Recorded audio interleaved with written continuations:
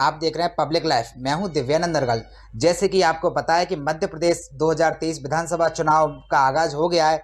कई सारे प्रत्याशी अपनी अपनी वर्चस्व की लड़ाई लड़ने में लगे हुए हैं। कि आज हमारे साथ मौजूद है ओबीसी कार्यकारी समिति के अध्यक्ष और प्रदेश अध्यक्ष, साथ ही आजा समाज पार्टी के प्रत्याशी राजेश कुशवाहा जी। आइए उनसे बात करते हैं कि वो जिस तरीके से चुनाव के रण में कूदे हुए हैं। तो राजेश कुशवाहा सर, पहले तो आपको सर बहुत बहुत धन्यवाद पब्लिक लाइव में। धन्यवाद भैया। आपको बहुत बहुत बधाई। आजा समाज पार्टी ने आपके ऊपर भरोसा जताया है और आपको अपना प्रत्याशी बनाया है ग्वालियर ग्रामीण विधानसभा से। तो आप ओबीसी कार्यकारी सदस्य में ओबीसी के बैनर तले आप एक पद पे थे, और कैसे राजनीति में आए? लगातार ओबीसी महासभा काफ़ी वर्षों से ओबीसी वर्ग और एससी/एसटी वर्ग को लेकर के कार्य कर रही थी, उनके हक अधिकार को लिए लड़ाई लड़ रही थी। जब हमने देखा कि ये सरकारें हमारे हक अधिकारों की अनदेखी कर रही है, लगातार हमारे ओबीसी और एससी/एसटी वर्ग पर अन्याय अत्याचार कर रही हैं और इसकी सुनवाई ये सरकारें नहीं कर रही हैं, तो हमें मजबूरन राजनीतिक क्षेत्र में उतरना पड़ा। इसके माध्यम से हम सदन में पहुंचकर हम अपने ओबीसी और एससी/एसटी वर्ग और हमारे सवर्ण वर्ग की हम आवाज़ बनेंगे, इसलिए हम आज सत्ता में उतरे हैं। तो क्या लगता है, आप ग्वालियर ग्रामीण से आपको जो मौका मिला हुआ है, तो आजा समाज पार्टी की कुछ मुद्दे हैं जिसकी वजह से आप जनता के बीच में जाएंगे? आपके क्या अहम मुद्दे हैं, क्या रहेंगे?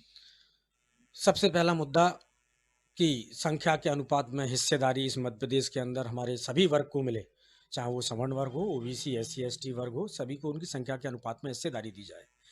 दूसरा, इस देश के अंदर या मैं मध्य प्रदेश की बात करूं, इस मध्य प्रदेश के अंदर लगातार रोजगार खत्म किए जा रहे हैं, सरकारी नौकरियां खत्म की जा रही हैं, लगातार बड़े बड़े संसाधन बेचे जा रहे हैं। हम चाहते हैं वो संसाधन बेचने से रोकें और हमारे युवा वर्ग को वहाँ नौकरियां मिलें। एक युवा वर्ग अगर कहीं सरकारी नौकरी में आता है तो निश्चित मानिए कि कम से कम 3 पीढ़ियों को सुधार जाता है। हमारा उद्देश्य वही है कि उसकी आने वाली पीढ़ियां सुधरें, आने वाली पीढ़ियां शिक्षित बने, जिससे इस देश तरक्की कर सके।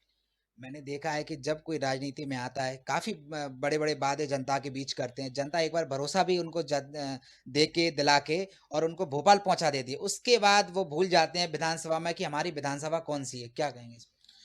देखिए, जो भी नेता चुनकर गए हैं, वह समाज के नेता नहीं होते, वह पार्टी के नेता होते हैं। वो कहते ज़रूर हैं कि समाज मेरी जेब में रखा है, लेकिन मैं आज आपके चैनल के माध्यम से कहता हूँ कि मैं समाज की जेब में रखा हूँ, जब समाज चाहे मेरा इस्तेमाल कर ले। लेकिन नेता नहीं हूँ मैं समाज सुधारक हूँ, समाज सेवी हूँ, समाज सेवी के नाते मैं मैदान में उतरा हूँ। तो क्या लगता है, ग्वालियर ग्रामीण से जो कि मंत्री हैं भारत सिंह कुशवाहा और दूसरे कांग्रेस से साहब सिंह गुर्जर, क्या आप उनको टक्कर दे पाओगे? मैं यहाँ किसी को टक्कर देने नहीं आया, मैं केवल अपने ओबीसी वर्ग को हक अधिकार दिलाने आया हूँ, अपने एससी/एसटी वर्ग को हक अधिकार दिलाने आया हूँ। हमारे सवर्ण वर्ग जो किसान भाई रहते हैं, जो युवा वर्ग भी वहाँ रहते हैं ग्रामीण क्षेत्र के अंदर, मैं उन सब की बात करने के लिए आज चुनावी रण में उतरा हूँ। अगर ग्वालियर ग्रामीण की जनता मुझे आशीर्वाद देती है और सदन में पहुँचाती है, तो निश्चित मानिए इसी 5 साल के अंदर मैं उनके 90% से ज़्यादा जो उनकी आकांक्षाएँ मेरे ऊपर लगी हुई हैं, जो आशाएँ लगी हुई हैं रोज़गार को लेकर के, मैं उसको पूर्ण करने की कोशिश करूँगा। आज आप लाइव के माध्यम से मैं एक चीज़ और कहना चाहता हूँ और मैं आज वादा करता हूँ कि अगर ग्वालियर ग्रामीण की जनता मुझे अपना आशीर्वाद देती है और मैं हर तीसरे घर में एक रोज़गार चाहता हूँ, चाहे वो स्वरोज़गार हो या नौकरी से हो या किसी तीसरी व्यवस्था से हो। जब तक मैं हर तीसरे घर में रोज़गार नहीं दे दूँगा, तब तक मैं जूते-चप्पल नहीं पहनूँगा, अगर मुझे सदन में जिता के पहुँचाते हैं तब से।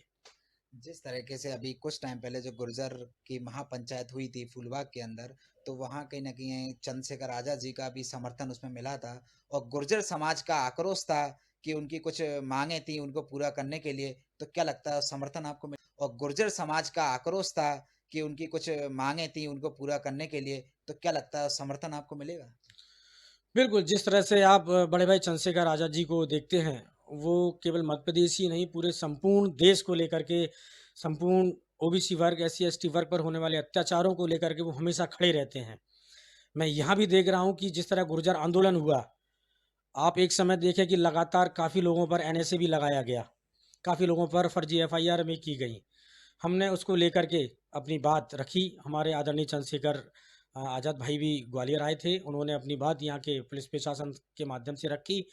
हम चाहते हैं कि हमारे जो भाई हैं, उनको न्याय मिले और लगातार हमारे भाई चंद्रशेखर आज़ाद जी जिस तरह से गुर्जर समाज को लेकर के आंदोलन यहाँ आकर के उन्होंने समर्थन दिया, हमें लगता है कि गुर्जर समाज का हमें समर्थन मिलेगा। और क्या आपके जो मुद्दे रहेंगे ग्वालियर ग्रामीण में कुछ कमियां, जैसे कि पिछले 5 साल में भारत सिंह कुशवाहा उस क्षेत्र से विधायक जनता ने चुना था, तो कुछ उन्होंने ही वादे किए थे, क्या चीजें ऐसी रह गई, कमी रह गई कि जिस वजह से उनको फिर से रण में कूदना पड़ा? कहीं ना कहीं जनता के बीच में आक्रोश भी रहता है।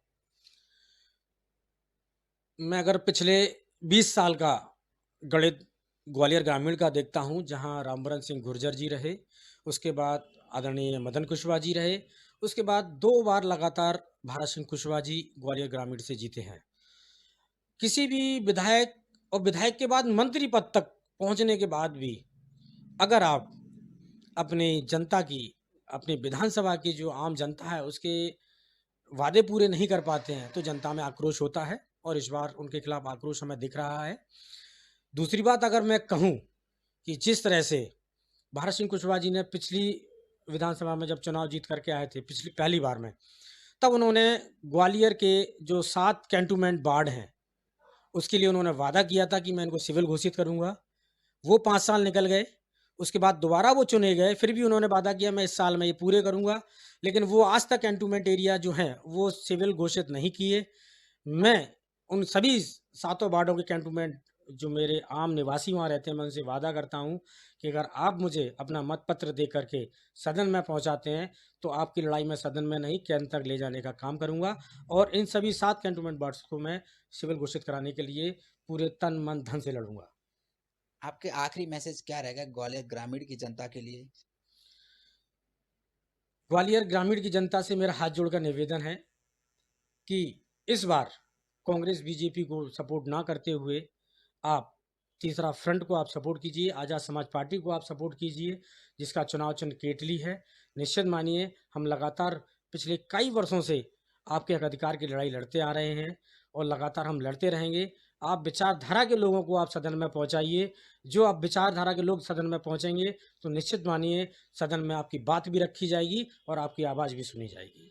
जैसे कि आपने सुना कहीं न कहीं उन्होंने ये भी उन्होंने बोला कि भारत सिंह कुशवाहा को जिस तरीके से विधायक बनाया था, उन्होंने कई वादे किए, वो वादे पूरे नहीं किए और उन्होंने बोला भी है कि मैं हर एक वादा पूरा करूँगा और हर तीसरे घर में कहीं न कहीं रोज़गार